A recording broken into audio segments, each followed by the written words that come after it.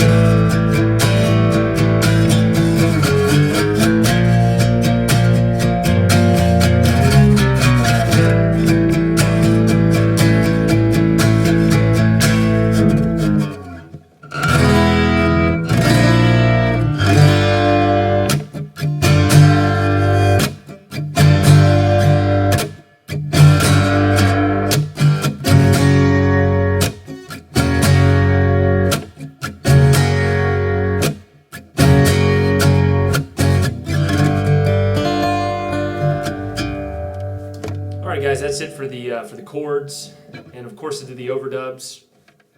The first thing you're going to do is the first chord you're going to start on is a regular E major chord. And I played this acoustic, by the way, because you can hear all the chord tones, and I could have done it distorted, but believe me, I was pretty tempted, but it's better to play the acoustic because you can hear every little nuance and every little chord, or every little note. So the first chord is an E major. It's your regular E major pattern here, which is going to be the low E string open, second fret on the A string, 2nd fret on the D, 1st fret on the G string, open B and open E.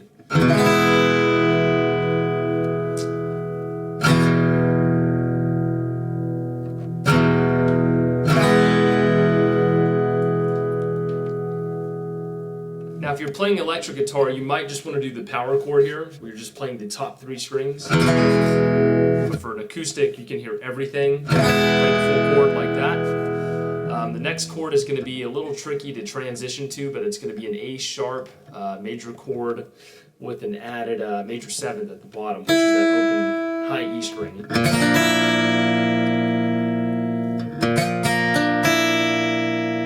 That's not a major 7th, excuse me. That is, I think, like a 4th or an augmented 4th or diminished 5th or something like that.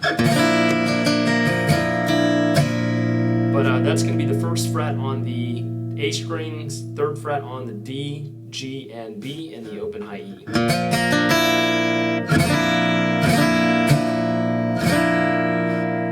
So together.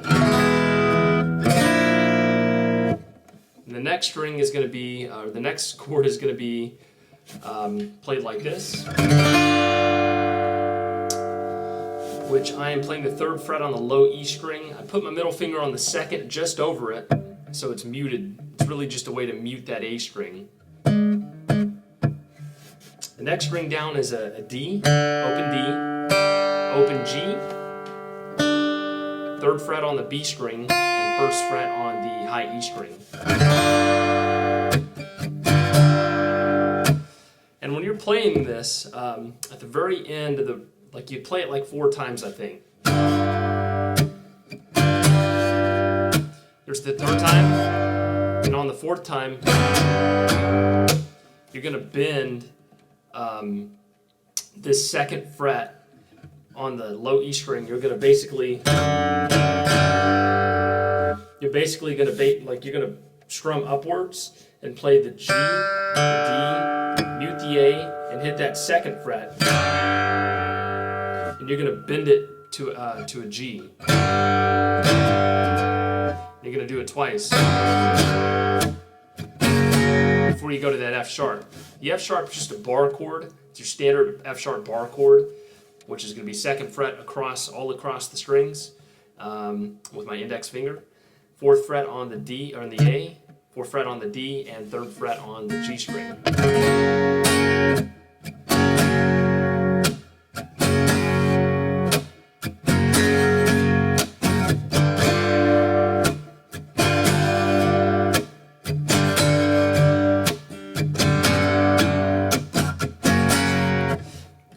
When he goes to that verse again, the 2nd time around when he kicks into the verse, and I think I might have botched it on the playthrough, but when he plays the chord, the 1st chord for the verse, plays it once. 2nd time he does the bend, does the 3rd one normal, and the 4th one he does the bend again.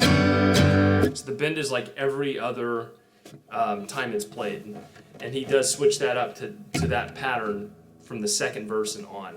So just to give you guys a heads up on that. So that's it for the verse. After you play this F sharp major, you're going to go into this chord here, which is some sort of an A, beautiful sounding chord. It's going to be an A string, 7th fret on the D string, 7th fret on the G. Don't worry about the other strings, you're just really going to focus on those 3. And you can see how my thumb is hooked over the neck here. I'm going to use that to play the next chord, which is the 7th fret on the low E. I'm also using my thumb to mute that A string so it doesn't ring in between. And you're really just playing that 7th fret on the low E and the 7 frets on the D and G string. So from the beginning of that,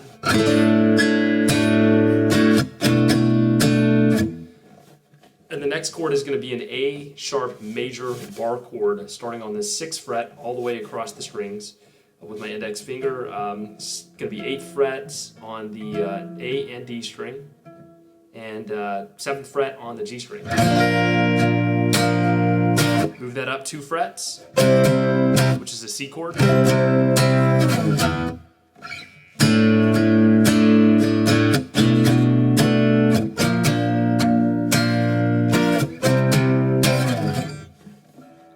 And for the rhythm guitar, you're going to stay in A at the end of this riff, which is just a regular A major chord. Not the full A chord, but I am playing the open A string, 2nd fret on the D, 2nd fret on the G, and 2nd fret on the B string. I'm really just hitting the power chord, which is those 3 strings here.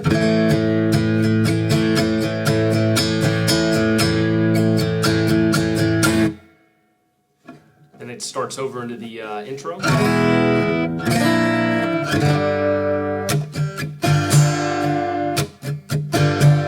So it does that. The difference is at the second time you play this riff here, where you stay in A, you keep it in A,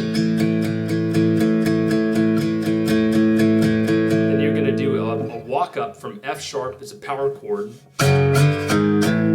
chromatic, meaning step by step. You're going to go with 2nd fret, 2nd fret on the low E string, and 4th fret on the A string. Start there, walk up one full step or 1/2 step. Go to the 4th fret, which is the next step. Another 1/2 step, the 5th fret, until you get to the 6th fret. It's going to be 6 and 8. So together.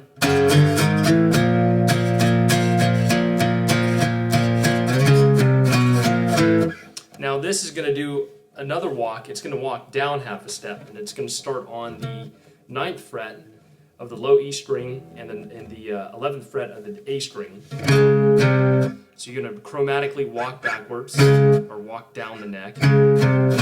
So it's going to be 9th fret, 8th fret, 7th fret, 6th fret until you get to the 5th fret.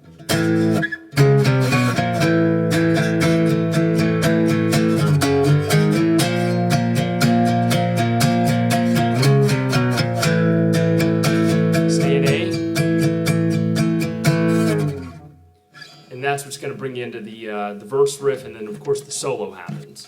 You can just stay in that verse riff. So that's it for the rhythm guitar chords. We're going to go to the some of the overdubs here. The first overdub I want to do is it's going to be part of the, I guess, the chorus riff, which is the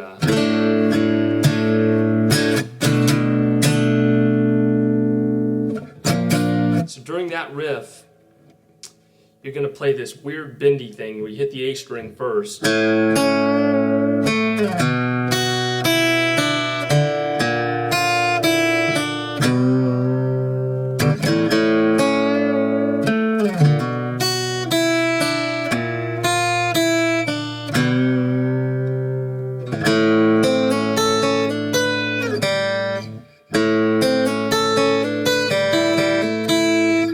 It's actually kind of a weird riff at the very end of it when it stays in A. It's going to be really weird, and it's going to have a lot of like a Leslie effect or kind of a chorusy effect.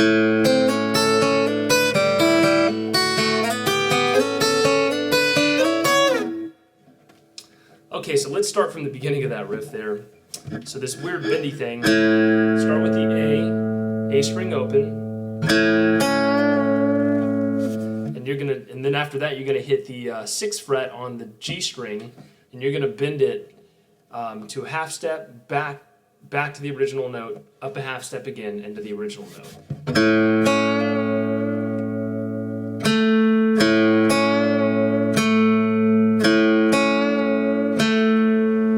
So when you do that pull or that bend, release, you're gonna end it on the. You're gonna play on the. You're gonna hit the note on the 7th fret of the D string.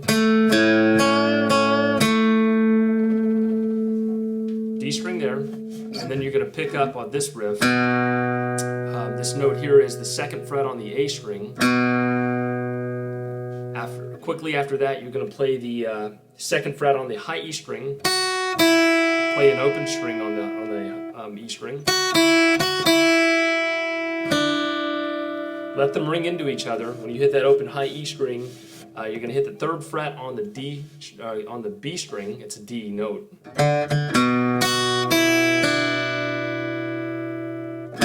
Walk back 1/2 step to the 1st fret on the A string. Then you're going to play the 1st fret on the high E string, open the E string. Hit that D note again. And then you're going to do a bend similar to this bend on the 6th fret, but it's on the 2nd fret of the A string. It's bending on this that 2nd fret and bending to the 3rd note, or the 3rd fret, back to 2nd, down to 3rd again, and back to 2nd.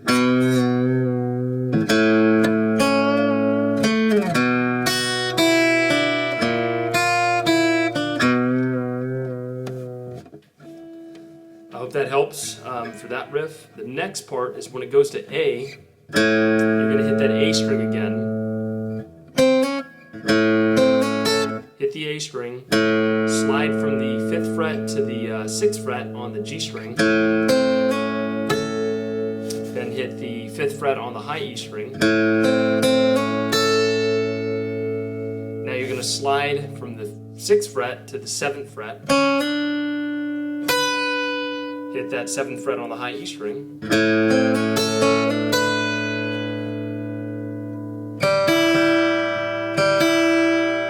Quickly after that, you're going to hit the open G string and then the open E string.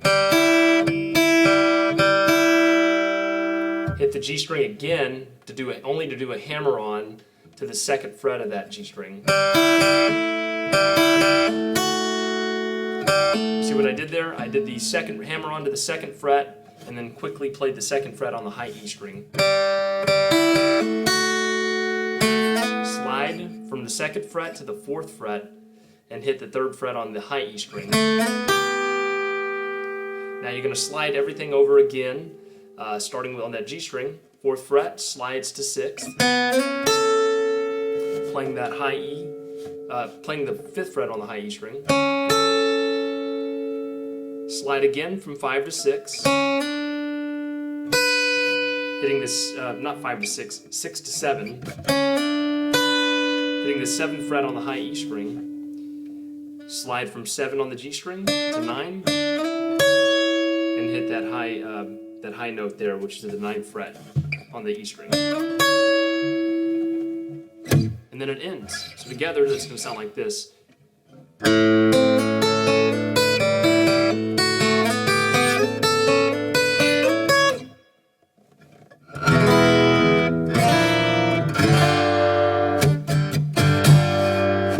So later on in the verse, another riff that kicks in, I think this is the 2nd verse, I'm not sure.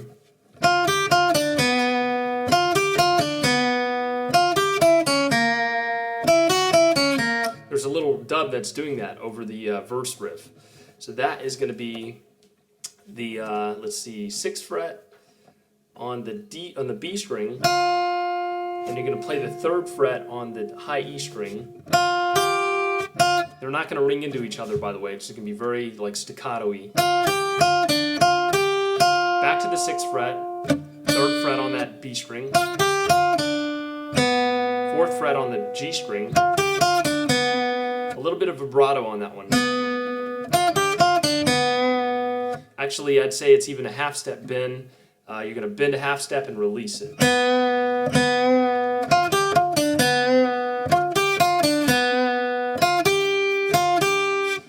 Okay.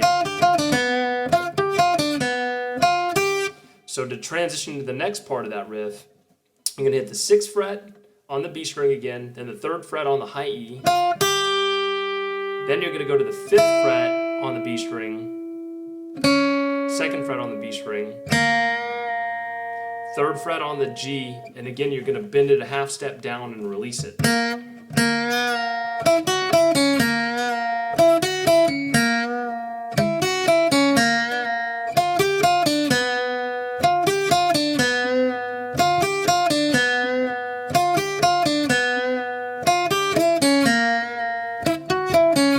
And I think he doubles that with an octave. I'm not really sure. It's hard to hear what's going on. There's so many overdubs. So I think that's all for the, that's it for the overdubs, guys. If you have any questions or any comments, if you'd like to see maybe a solo done later, I've seen a few on YouTube, but if you want to see that maybe done in a second part, leave me a comment in the comment box below. Thanks for watching, guys.